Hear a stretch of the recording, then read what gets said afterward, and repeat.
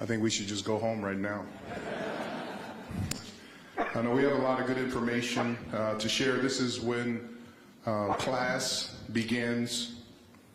We're going to walk through a presentation deck of materials in a transparent manner. But before we do that, we have a little video that our staff put together that I hope you enjoy.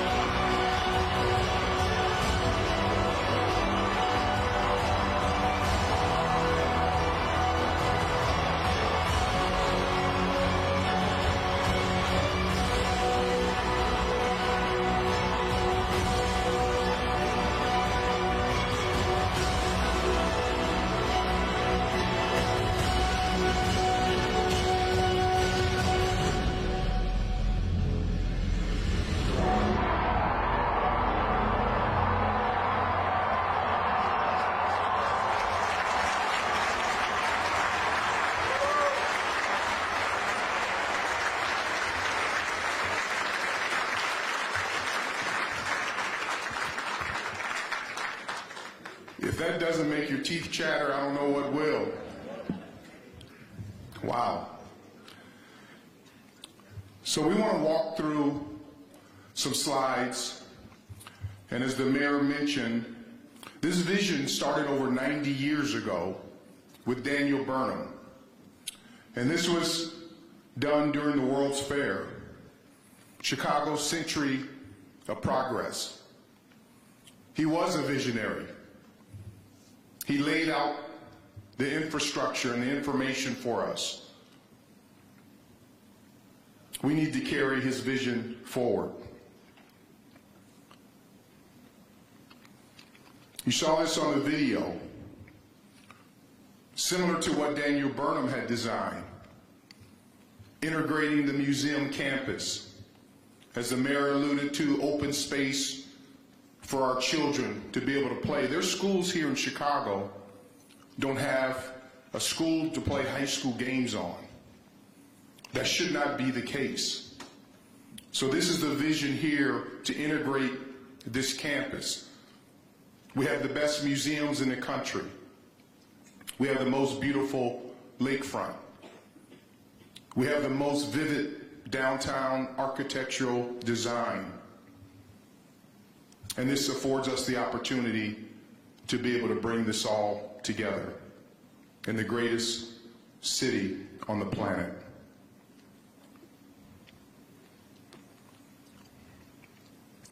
We want to build a recreational and cultural campus to enhance upon the things that we have here in place. We view young students being able to study here in the park, take the classrooms out of the classroom, out of the museums, and bring it into the open area and take it back into the museums and back into the classrooms. We have an opportunity here to build a year-round place where this city can come together for athletics, for entertainment, for recreation, for culture, for sports, for concerts, to really integrate this area. Here's another shot looking south. As you notice on here, the plan is to keep the historical columns from Soldier Field, to make that part of this development, to make it one museum campus. What happens here is the additional open and green space. This will have 14 acres of athletic fields, recreational park, to allow, as I mentioned earlier, for our youth to be able to come together and do things in a productive manner. We'll build restrooms. We'll make this a place that people want to come and spend time. This is a year-round project. Ice skating in the winter, to have our citizens, not only in Chicago, but around the state of Illinois, to be able to use this area. Again, children. We have a crisis in this world with our young people. And there's a race to who gets to our young people first. The streets or us. And what we want to do at the Chicago Bears is to work with the city, the county, the state, everyone in this room, our business leaders, all the elected officials, to build an environment where boys and girls, kids from various economic backgrounds, regardless of their color or the school that they go to, that they can come together and build relationships.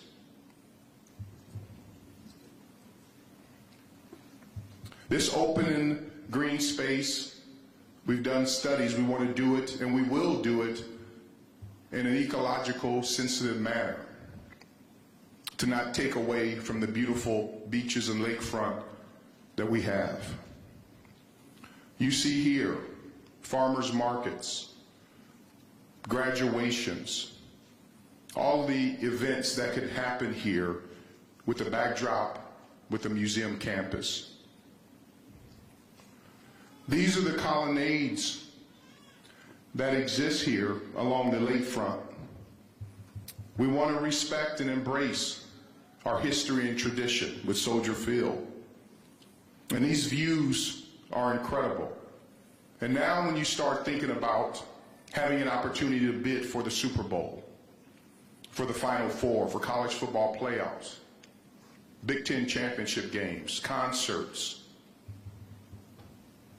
this really becomes an international destination, the Olympics, World Cup.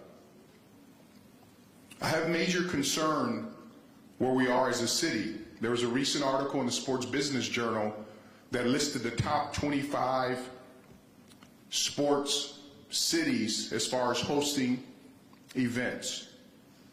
You know where Chicago was on that top 25 list? It wasn't on the list. It wasn't even on the list of up-and-comers. Orlando was number one. But cities like Las Vegas, Minneapolis, Indianapolis, Detroit, Los Angeles, Milwaukee were listed on those two list. There was only 2 major cities not listed, Washington, D.C., and our great city here of Chicago. That hurt my heart. In 2021, it was estimated that the sports industry, by hosting events, created revenue in the amount of $6.6 billion. I can't wait till the new numbers come out. We cannot fall further behind. This Promenade Plaza, food, beverages, sports culture museum. And as you'll see when Karen Murphy, our Chief Operating Officer and lead of our stadium project, comes up, we laid these different financial phases out in buckets so you'll be able to see what costs what and when we're recommending of when it's built. But you can imagine this being activated on a Final Four. You can imagine this being activated for a Super Bowl, college football playoff, concerts. Even having a concert inside, you could have it where city residents could come, similar to the U.S. Open or Wimbledon, and bring blankets and be able to enjoy the concert outside.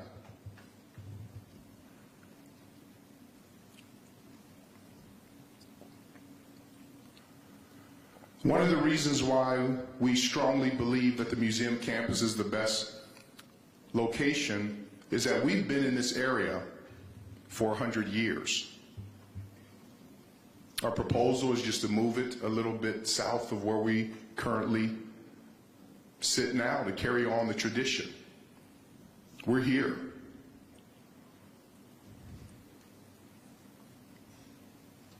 This design, and I hope you like it, is very contemporary, but it also embodies the essence of the museums.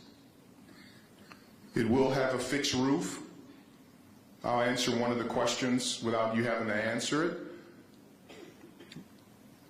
it. People have said, did you consider a retractable roof? Yes, but that's another couple $100 million.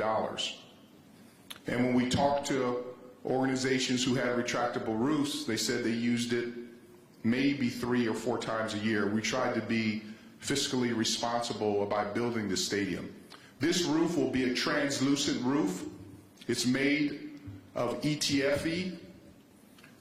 If you've been to US Bank Stadium, if you've been to Allegiant Stadium in Las Vegas, if you've been to SoFi, it's a similar type roof. So you'll be indoors. You'll get all the benefits of being indoors, but you'll feel like you're outdoors, that you may have to wear sunglasses. And so that's the state-of-the-art roof that we're planning on having, but it will be fixed roof.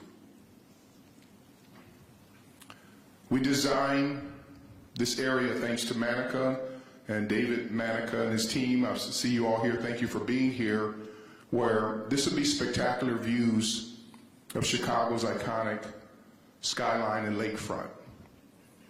That lake that we have here is the greatest piece of art that exists on the planet, and we need to be proud of it. The seating bowl is intimate. This is actually the proposed seating bowl. Sight lines. That glass is glass, clear glass, and those will be massive windows that you'll be able to take in the beauty of the city. As you'll know, this will be an intimate bowl. Manica, led by David Manica and his team, they designed Allegiant Stadium. So if any of you all were at the Super Bowl, you got the sense that that was almost like a small high school, college stadium, but it was an NFL stadium. It's very, very cozy and warm. As you can see, we'll be designed to host global events like the World Cup, FIFA, and other soccer events. The layout will be able to have concerts. Many of you went to Taylor Swift. You saw what that did for our city. Many of you went to Beyonce. You saw what that did to our city. I was at the second night of the Beyonce concert, and if it had rained 15 more minutes, there would have been no concert. And what we're starting to recognize is that there are many entertainers who would look toward coming to our new stadium to be able to do an in-house residency. Instead of coming for 2 days, they may come for 20 days. But there's so much we can do here from a concert standpoint. And then this shows just local to medium to small community events that can take place inside.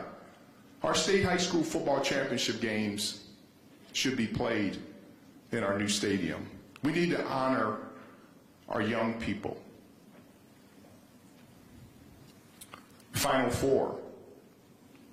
Women's Final Four now has become as popular as the men's Final Four. We should be able to get both of those events here.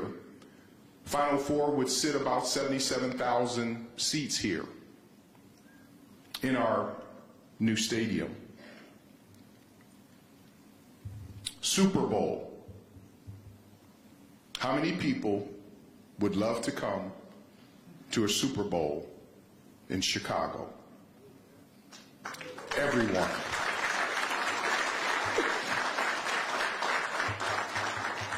We have some of the greatest hotels in the world here, greatest restaurants. You can walk from downtown. You have the lake, you have the museums. This is the best city in the country from a Super Bowl standpoint. 2 world-class airports, private airports. This is an ideal location to host a Super Bowl. When I think about it, to think that Chicago and all that it stands for, with all the world championships here, that we've never hosted a Super Bowl and we've never hosted a Final Four. That should not exist. One of the items, and the mayor alluded to this, is our diversity, equity, and inclusion plan. We are focused on what will make this project special.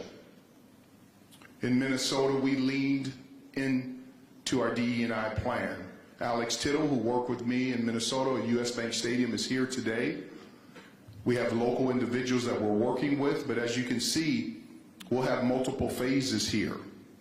We want to start this early, this process of making sure that women-owned business, minority-owned business, people of color are given an opportunity before the project even starts to be able to build their businesses in a manner so this can have a multi-generational impact.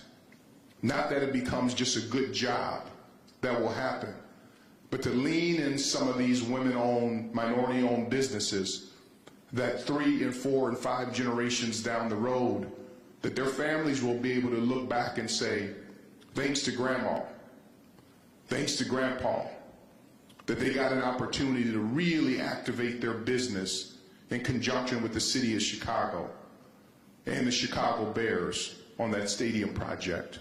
So we'll have different phases.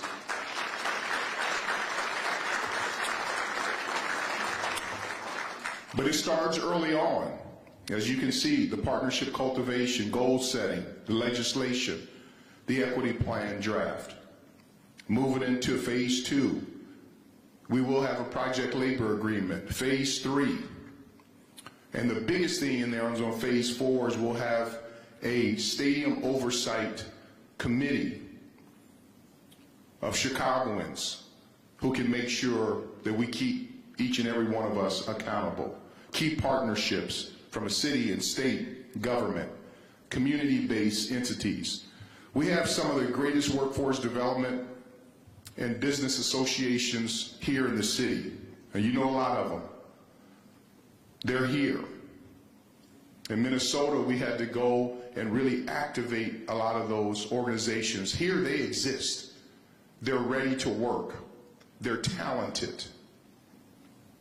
And speaking of work, because I'm a real estate nerd at heart, I love real estate. One of my first summer jobs was working concrete for a real estate company and a construction company. So when I travel to cities, I look around and I can tell about the vision and the wisdom of the people of that city based upon the number of cranes in the sky. Look around Chicago. I know the mayor is doing all that he can with his leadership to lean in to get economic development going. We want to be that catalyst.